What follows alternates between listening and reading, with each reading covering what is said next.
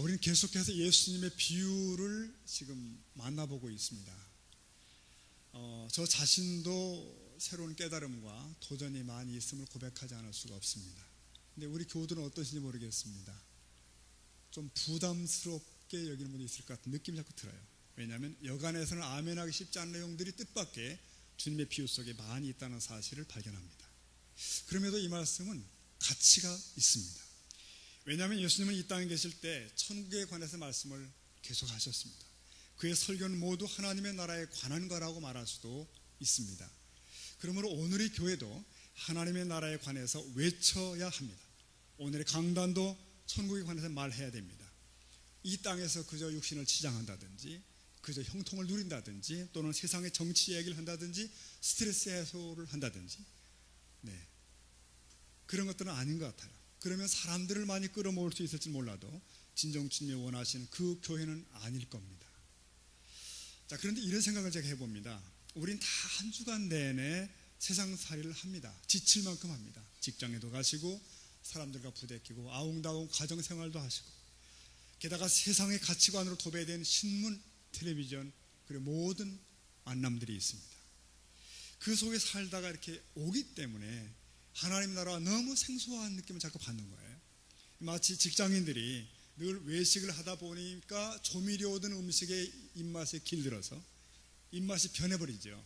마찬가지 우리 영적인 입맛이 세상에 길들어진 상태로 가고 있는 게 사실입니다. 그러므로 이 소위 천국이라는 게 자꾸 낯설어지는 거예요. 그리고 천국의 모형인 교회도 어쩐지 낯설다고 느낄 때가 많이 있습니다.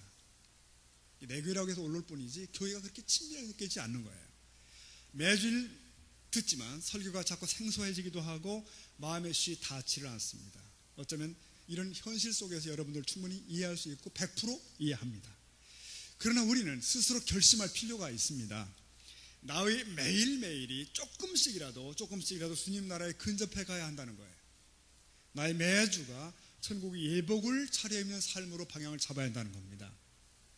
근자의 한 후배 목사님과 얘기를 하다 보니까 자신의 교회에서는 이렇게 예배 중에 서로 안부를 하잖아요. 안부할 때 이렇게 한답니다. 천국에서 꼭 만납시다. 제가 그 말 듣고 깜짝 놀랐어요. 이렇게 강하게 정면 돌파하는 양반도 있구나. 현세라는 현실이라는 것이 입맛에 꽉 길들어 있는 우리 모든 교인들 앞에서 화들짝 잠을 깨게 만드는 거죠. 천국에서 꼭 만납시다. 이래버리니까. 참 대단하다 싶었습니다. 우리도 한번 해보십시다. 자, 천국에서 꼭 만납시다. 전 저보고 올 줄 알았더니 여러분 다 옆에 보고 하시네요. 다 알아서 하십니다. 아주 대단해. 천국에서 꼭 만납시다. 이것도 굉장히 본질적이고 어쩌면 생소하고 무거운 인사죠. 지난주일에 잔치 초대의 말씀을 우리가 함께 나누었습니다. 거기서 인생은 두 가지를 꼭 해야 되는데 하나는 주인의 청함에 반드시 응해야 된다는 거예요. 진지하게 응해야 된다. 그 다음 청해진 사람들은 그 다음에 잔치의 예복을 반드시 입어야 된다는 것이었습니다. 즉 성도다운 가치관, 생각, 습관 이런 거예요. 이래서 변화의 새 사람이 되는 것이 굉장히 중요합니다. 사랑하는 성도 여러분, 그래서 오늘 아침도 이러한 이유의 천국 메시지가 여러분에게 제발 낯익을 수 있기를 바랍니다. 바로 저거야. 내 영혼이 공명되고 동의가 되는 그거가 필요합니다. 그리고 그러다 보니까 곁에 앉아 같이 말씀을 듣는 성도들에게 동지의식이 강할 수 있어요. 같은 부류구나. 그리고 교회의 분위기가 영적으로 내게 편안하게 다가올 수 있어야 한다는 거죠. 근데 아니야, 나는 어쩐지 늘 이질적이야. 뭔가 그럴 때는 이겁니다. 내가 그만큼 이 순례의 길에서 딴전을 보고 있다고 말할 수 있습니다. 뭔가 조금씩 빗나가고 있다는 거예요. 여러분 기억하셔야 됩니다. 청함받은 자는 많으나 택함받은 자는 어떻죠? 적다는 것입니다. 이게 주님의 양보할 수 없는 결론이에요. 청함받은 자로 만족할 수 없다는 거. 왜? 택함 필요한 겁니다. 저는 우리 새소망교회 식구들은 청함받은 자인 건 분명한데 택함받은 자인 것도 분명할 수 있기를 우리 주 이름으로 축원합니다. 자, 빌립보 2장 말씀은 우리에게 끝없이 가슴에 새기고 있어야 할 말씀이에요. 두렵고 떨림으로 너희의 구원을 이루라. 이 말씀 바꾸면 좋아요. 두렵고 떨림으로 나의 구원을 이루라. 이렇게 새기셔야 합니다. 그렇게 읽어봅시다. 시작. 두렵고 떨림으로 나의 구원을 이루라. 하나의 표어죠, 이건. 자, 자, 오늘 비유를 보겠습니다. 이 비유도 단순할 수 있는데 두 사람이 성전에 기도하러 올라갔다는 거예요. 둘 다 기도를 했습니다. 그런데 기도 끝난 후에 한 사람은 의롭다 인정받고 한 사람은 X, 끝났다는 것입니다.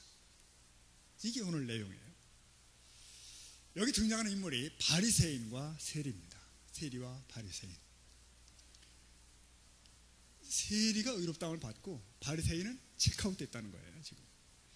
자, 여기서 우리는 서둘러 결론을 내려서는 안 된다고 말하고 싶어요. 왜냐하면 아마 여러분 이게 딱 들으면서 그래야지, 그래 바리새인은 역시 나쁜 놈들이야, 이렇게 말하면 안 됩니다. 보통 우리가 이 바리새인들 들을 때 아주 악질적이고 냉혹한 율법사고 이중적이고 뭐 그런 사람들을 생각할 수 있지만 정확히 말하면 그렇지 않습니다. 이것은 바리새인의 대표적인 모습이 아니에요. 사실 바리새인들은요, 그 시대의 사람들 중에 가장 경건한 사람들입니다. 가장 경건한 사람들이에요. 예수님도 이 사실을 인정했습니다. 그래서 제자들의 경고할 때 이렇게 말씀하셨어요. 마태오 5장 20절 보면은 내가 너희에게 이르노니 너희의 의가, 보세요, 서기관과 바리새인보다 더 낫지 못하면 결코 천국에 들어가지 못하리라. 그러니까 예수님이 제자들을 도전하시면서 너희가 서기관과 바리새인보다 나아야 돼, 그들보다 나아야 된다는 것이에요. 네, 예수의 제자들은 그들보다 한 단계를 더 나아가야 됐던 것입니다. 주님이 어떤 기준으로 제시할 만한 사람들이 바리새인과 그들의 삶이었다는 거죠. 이 사람들은 율법 조문에 철저히 순종했고 모든 세금 외에도 정확하게 수입의 10%를 헌금을 드린 사람들이고요. 안식일과 율법의 가르침을 포기하지 않기 위해서 순교를 각오하고 죽기도 했습니다. 네, 순교를 했어요. 그리고 자신들의 삶에서 야훼 하나님이 다른 모든 것보다 우선이라는 사실을 인정하는 사람들이었습니다. 그럼에도 예수님으로부터 많은 지적을 받은 거 여러분 아시죠? 그 이유가 뭘까요? 그렇게 했는데 어느새 저들의 경건한 생활이 형식으로 가더라는 거예요. 형식으로. 하나님께 대한 내면적인 열정과 사랑이 고갈되어 가더랍니다. 그런데 형식은 남아서 사람들에게 인정을 받더라. 이걸 책망받은 겁니다. 그러나 분명한 것은 저들의 생활 자체는 아무나 따라갈 수 있는 것이 아니었습니다. 자, 세리, 우리 공평하게 이해하셔야 됩니다. 바리새인. 그 다음 세리 얘기입니다. 여러분, 세리에 대한 여러분의 느낌은 어떻습니까? 박세리 아니에요. 여기 말하는 건 그 세리입니다. 은근히 친밀감을 느끼는 거 좀 있죠. 네, 예수님의 제자 중에도 세리가 있잖아요. 누구? 마태 같은 경우. 이게 세리제입니다. 게다가 여리고성의 위대한 회심자 미스터 삭개오 같은 경우도 세리장이란 말이죠. 그러니까 우리가 얼핏 생각할 때 세리들은 다 의에 줄이고 목마른 자들 맞아, 이렇게 생각하면 안 됩니다. 그 반대입니다. 이 사람들은 당 세대에 비천한 사람들이냐, 무시받은 사람들이냐, 아무 힘도 없는 불쌍한 부류인가? 정반대입니다. 사실 세리는 지배자인 로마를 등에 업고 있었고요, 실제로는 상당히 권력이 있었고 공권력을 행사하는 사람들이었습니다. 여러분, 전에 여기 연세 드는 분 다 아시죠? 시골에 가보시면은 면석이만 돼도 얼마나 큰 소리 쳤는지 아주 대단했습니다. 이 면석이의 태도도. 말단 공무원의 대표가 면석인데도 공권력을 뒤에 업으니까 그랬다고. 이 세리들이 그 이상입니다. 힘이 있어요. 자기 호주머니를 채우기 위해서 얼마든지 동족을 합법적으로 갈취할 수 있는 능력 있는 그런 사람들이에요. 거친 자들이죠. 자, 그런데 이 바리새인과 세리, 이 당시대의 극단적인 두 부류의 사람을 대표격으로 이 비유 속에 주님이 입장시키는 거예요. 근데 공교롭게도 이 두 사람이 비슷한 시간에 같이 성전에 등장한 겁니다. 자, 여러분, 먼저 이 바리새인의 기도에 좀 귀를 한번 기울여 보십시다. 11절 보시면 그의 기도 가운데 이런 내용이 나와요. 나는 다른 사람들, 다시 말하면 도색하거나 불의하거나 간음하는 자들과 같지 아니하고 이 세리와도 같지 아니함을 감사합니다. 게다가 나는 일에 2번씩 금식하고 일주일에 2번 금식하고 소득에 11조를 드립니다. 정확하게.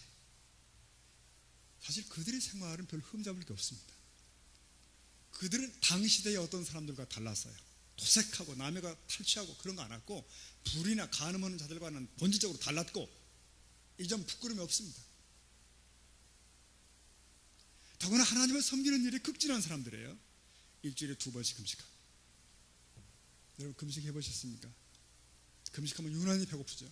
일주일에 2번씩 금식하고 소득의 11조를 드리고 하나님을 위해 생활 수준을 낮추고, 네, 뭐 이만하면 존경받을 만한 사람 아닙니까? 그들은 단순히 빈말을 짓거리는 사람들이 아니었어요. 여러분, 우리가 신앙생활을 하지만, 그리고 어떤 때는 결심도 하고 은혜도 받고 감동도 받지만 그것을 실천으로 가기까지 얼마나 먼지를 여러분은 아실 거예요. 네. 그래서 어떤 분들은 주를 포기한 채 신앙생활을 해요. 여기까지야 그냥 나는. 그리고 신앙생활을 한단 말이에요.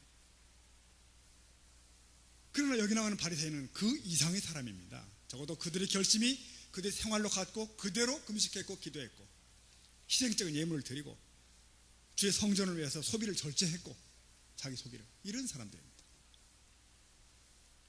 네, 바리새인은 그 이상을 실제로 행하며 살아갔던 사람들이에요. 그래서 이게 마지막 혼인잔치 예복이 필요하다는데 이런 삶이 아닐까 싶을 만큼 그래요. 그래서 주님께서 이 비유에서 이 바리새인을 낮게 평가하실 때 마음에 고통이 있으셨겠다 싶어집니다. 여러분, 그럼에도 우리 인간의 안목으로 보여진 것과 하나님의 눈으로 본 것과는 분명히 차이가 있습니다. 이 세리를 용납하시고 바리새인을 거부하시는 하나님은 도대체 어떤 분이냐요? 오늘의 경고성 비유를 들어야 했던 대상들이 누군지 한번 보십시다. 18장 9절 보시면, 그러니까 비유 시작한 초도 이렇게 말씀하셨어요. 같이 읽어볼까요? 시작. 또 자기를 의롭다고 믿고 다른 사람을 멸시하는 자들에게, 그러니까 하나님 보시기에 그들이 큰 2가지 문제가 있었는데, 하나는 자기를 의롭다고 믿는 거예요. 그 다음은 남을 멸시하는 것이었습니다. 그래서 이것이 문제를 지목하기 위해서 바리새인과 사두개인을 오늘 등장시키고 말씀을 전개하시는 거예요. 여러분, 생각해 보세요. 지금 여러분은 이 순간 어느 쪽에 가까우신가요? 바리새인과 여기 세리가 있습니다. 그러면 여러분 자신은 어느 쪽에 더 가까울 것 같습니까? 분명한 것은 이 2인물 모두가 우리 자신의 일부일 수 있을 거예요. 섞여 있어요.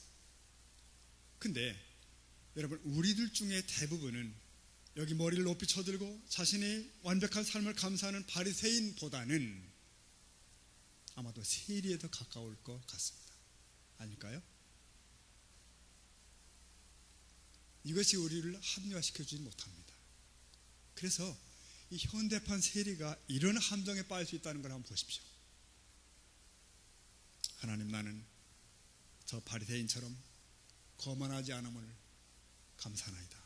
나는 부정한 돈도 만졌고 부끄러운 짓도 행하는 자입니다. 인간이 다 그런 거 아닙니까? 그러나 나는 최소한 그것을 인정하는 자이고, 나는 솔직하고, 나는 자신을 속이지 않고 이 정직한 죄인 만세. 만일 이렇다면 이런 종류의 세리를 주님이 인정하셨을까? 그가 단지 세리이기 때문에 용납하셨을까? 아닙니다. 그의 뻔뻔함과 그의 자포자기와 그의 자기 위하는 하나님이 심히 혐오하시는 것일 거예요. 이 마귀가 얼마나 교묘하게 우리를 함정에 빠뜨리는지요. 기도 중의 세리, 겸손을 말하고 있는 그 세리에게도 교만은 스며들 수가 있습니다. 죄의 고백이라고 해서 우리를 교만해서 지켜주는 것이 아니에요. 그 순간까지도 교만은 우리를 덮을 수가 있죠. 근데 겸손까지도 악만을 이용합니다. 자, 그러면 좋아요. 여기서 이 2 사람의 유사점을 한번 생각해 보도록 하십시다. 바리새인과 세리 둘 다 하나님 앞에 서 있습니다. 그렇죠? 그 둘 다 하나님과의 교제를 추구하고 있고 둘 다 성전에 올라왔습니다. 둘 중 누구는 그때 은밀한 죄악의 장소에 있었던 거 아니에요. 그들은 다 하나님의 거룩한 존전에 나왔습니다. 또한 그들의 기도 형식을 보십시오. 감사의 기도로 그들의 기도의 문을 열고 있습니다. 물론 세리가 간청의 형식으로 이렇게 기도가 표현되어 있지만 분명한 것은 하나님의 자비로우심과 자기 같은 무가치한 자가 성소에 올 수 있음을 감사하는 게 밑에 깔려 있는 거예요. 지금 감사. 그 다음 바리새인 역시 더하죠. 그러나 하나님께 감사하기를, 하나님의 은혜가 나에게 넘친다는 거, 탐욕과 이기심으로부터 자유케 하신 하나님을 높인다는 거, 이 사람들이 하나님의 자비에 감사하는 거예요. 제가 무슨 얘기하냐면 이 2 사람은 기도의 문을 무엇으로? 감사로 여는 수준에 있다는 것입니다. 모범적이죠. 그러면서 이들은 갖고 기도에 바른 기도를 하고 있는 거예요. 자, 여러분 초신자나 아주 변덕스러운 신자가 있다고 하십시다. 이런 경우는 보통 기도가 하소연, 바로 다이렉트로 생떼로 나가잖아요. 그냥 이거 해달라고 나간단 말이에요. 단지 일시적인 도움을 위해 당신이 필요하다는 거예요. 하나님 이용하죠. 하지만 적어도 이 두 사람의 기도는 그 이상이죠. 먼저 하나님의 은총을 기리고 감사하는 공통점이 있습니다. 여기까지 같아요. 그러면 왜 이 세리 기도가 받아들여지고 저 바리새인 기도는 이제 거부되냐 이거예요. 도대체가 분명히 그 안에 뭐가 있는 거죠. 지금 여러분, 그 안에 있는 문제가 바로 저와 여러분 안에 있는 문제점일 수 있다는 걸 아셔야 됩니다. 즉 그 얘기를 하는 것입니다. 이 기도의 내용을 살펴보니 두 사람 다 자신에 대한 고백이 나오는데, 세리는 자신의 죄 많은 양심 때문에 하나님 앞에 설 수 없다고 고백을 해요. 바리새인은 자기는 하나님 앞에 설 수 있다. 여기 중요한 게 이겁니다. 이 두 사람이 가진 표준이 다릅니다. 무엇을 기준으로 삼고 있는가? 저들은 바리새인은 하나님 앞에 자기를 재려고 할 때 저기 있는 나쁜 세리를 표준으로 선택합니다. 11절 말씀 보면 이렇게 되어 있어요. 바리새인은 서서 따로 기도하여 이르되 하나님의 나는 다른 사람들과 같지 않냐고, 즉 다른 사람들 토색 불이 가늠하는 자들 같지 않냐고, 그 다음 이 세리와도 같지 아니함을 감사하나이다. 이 사람의 표준은 남이에요. 다른 사람들, 특히 이 세리예요. 이 고백 속에 깔려있는 은밀한 오만, 자만, 그걸 봅니다.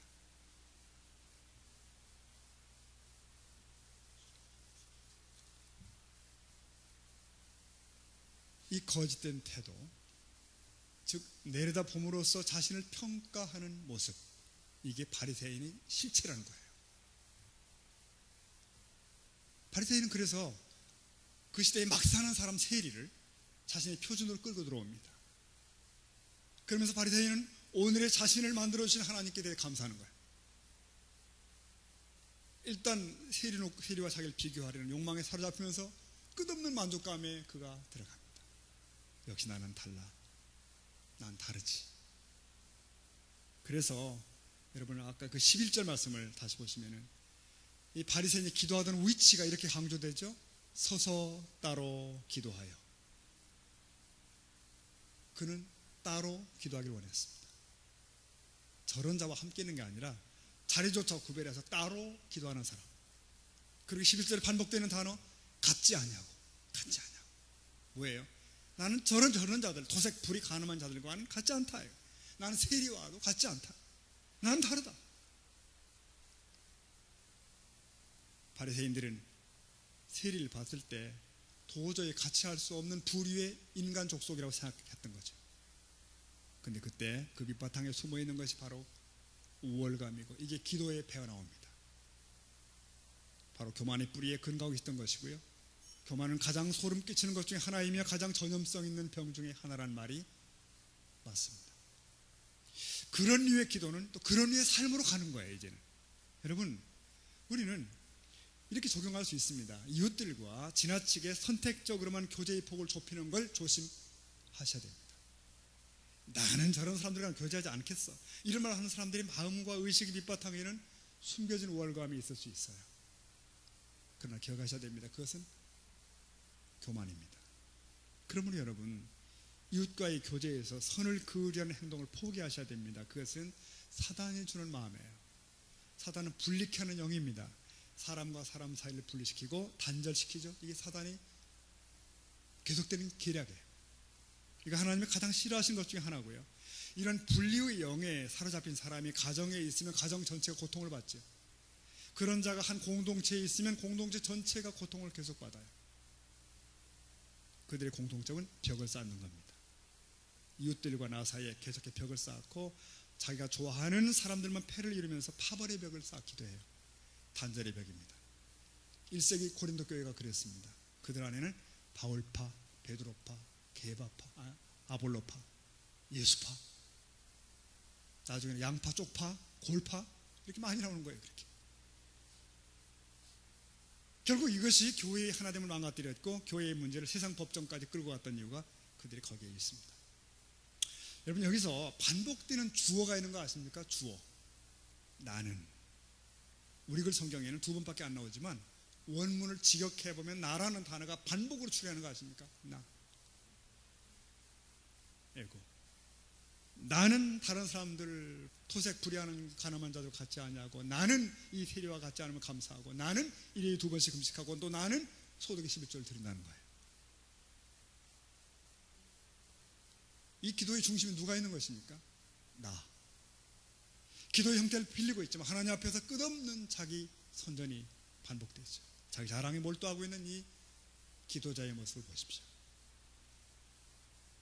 사랑하는 여러분, 그래요. 우리가 드리는 모든 기도의 주어는 하나님이셔야 됩니다. 믿으십니까, 여러분? 하나님, 이재인이 주 앞에 왔습니다. 하나님, 저를 용납해서 불쌍히 여겨주시고, 하나님 제게. 당연히 하나님의 주어가 되어야 할 이 기도에 있어서 주어가 뒤바뀌어 버리는 현장이에요. 결국 바리새인의 삶과 기도는 이런 심각한 문제를 배태하고 있는 거예요. 하나님 앞에서 사랑과의 관계에서 비틀려졌고 그 밑바탕에 교만이 있었습니다. 네. 자, 한편 세리의 기도를 보십시다. 세리의 기도 18장 13절 보니 세리는 멀리 있어서 감히 눈을 들어 하늘을 쳐다보지도 못하고 다만 가르침을 치며 이르되, 다 같이 봅시다. 하나님이여 불쌍히 여기소서, 나는 죄인이로소이다. 네. 길지 않은 말 속에 담겨있는 많은 마음의 고백들을 봅니다. 그는 아마 구석에 엎드려 있었을 것이고 흐느꼈을 것이고 감히 눈을 들어 하늘을 보지 못했을 겁니다. 자기 가슴만 쳤겠죠. 하나님, 나를 불쌍히 여겨주십시오. 저는 죄인입니다. 여러분, 어떤 사람이 참으로 무거운 양심으로 하나님을 향할 때에는 타인에 관해서 전혀 생각할 겨를이 없습니다. 그럴 틈이 없습니다. 그는 거기서 전적으로 하나님 앞에 단독자로 홀로 서는 거예요. 여러분, 그런 경험이 있으신가요? 홀로 서는.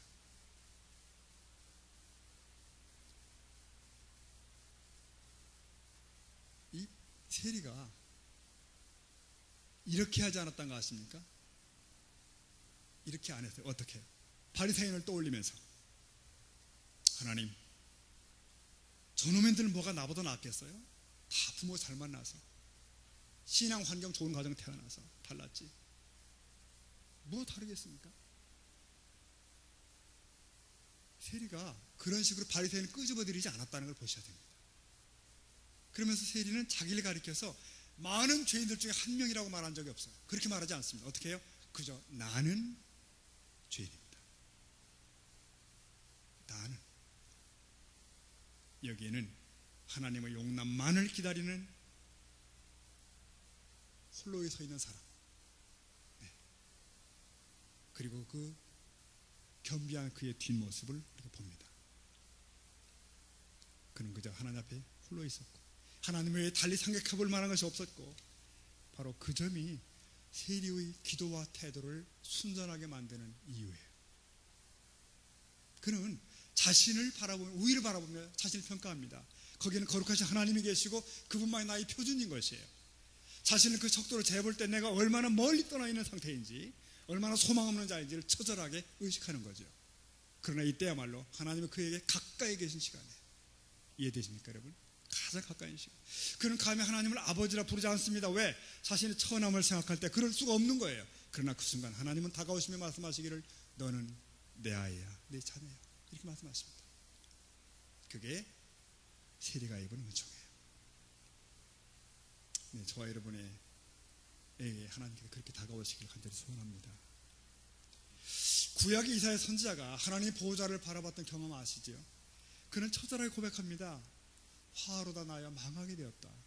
그는 당시의 사람들보다 의롭게 살았어요. 그러나 거룩한 하나님을 바라보는 순간 자신의 모습에 절망하는 거죠. 이게 정상입니다. 사랑하는 여러분, 어떤 사람은 기도하면서 변화됩니다.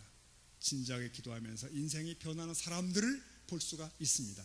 그런데 어떤 사람들은 기도해도 안 변합니다. 그것은 그의 기도가 뭔가 잘못 가고 있는 거예요. 누군가 비교하고 있고 합리화하고 있고 기도 중에도 뭔가 변명이 있는 것이에요.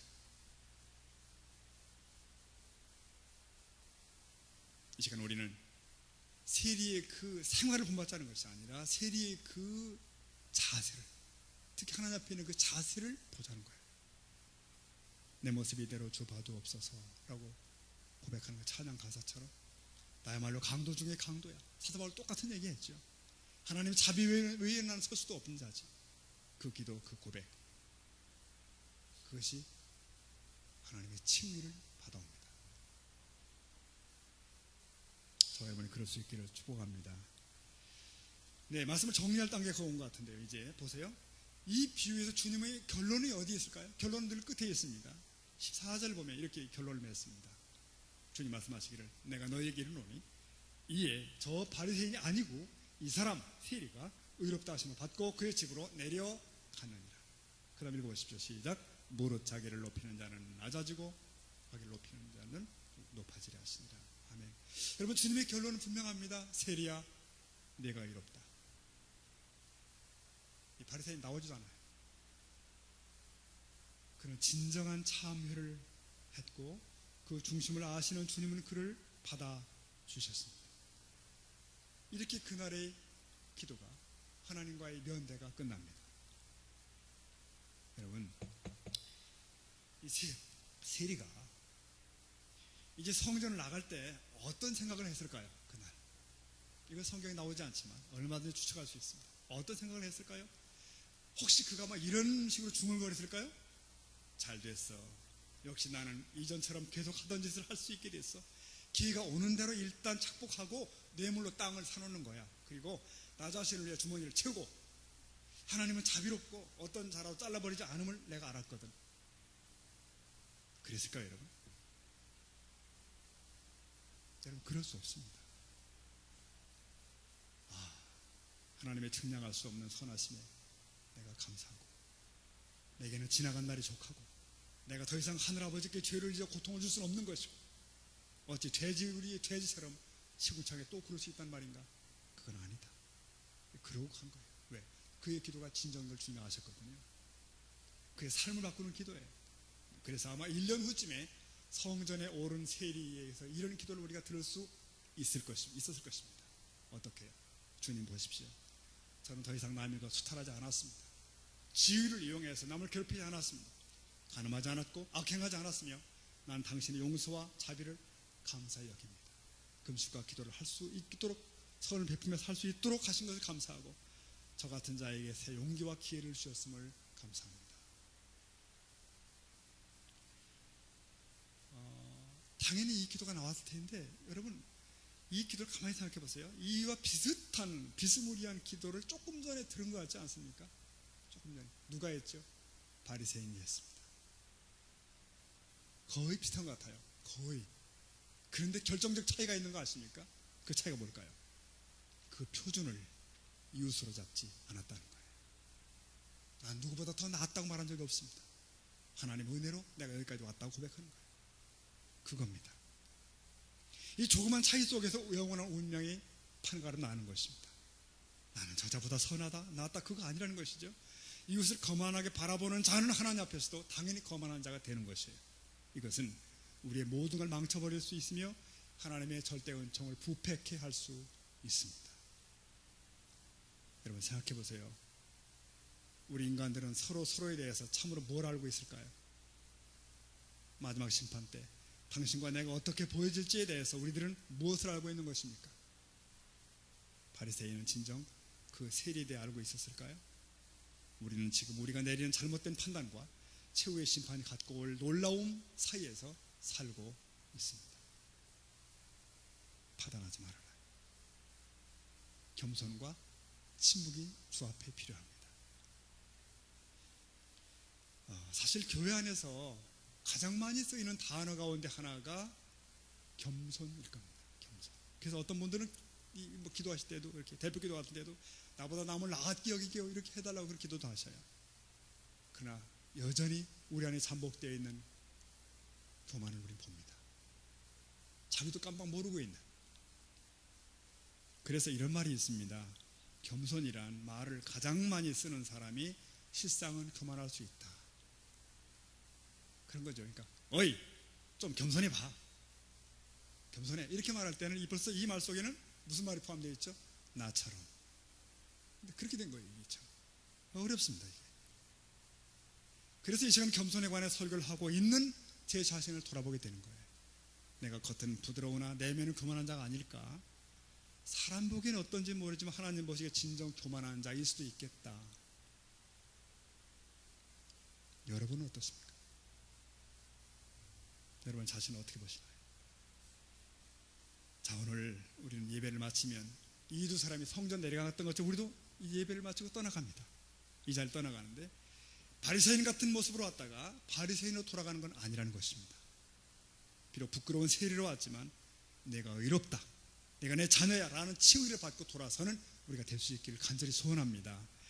여러분, 내 기도를, 내 선한 행실을, 내 영혼을 모두 망쳐버리는 이 교만에서 승리할 수 있도록 하나님께서 우리에게 오늘 자비를, 은혜를 베푸시기를 간절히 소원합니다.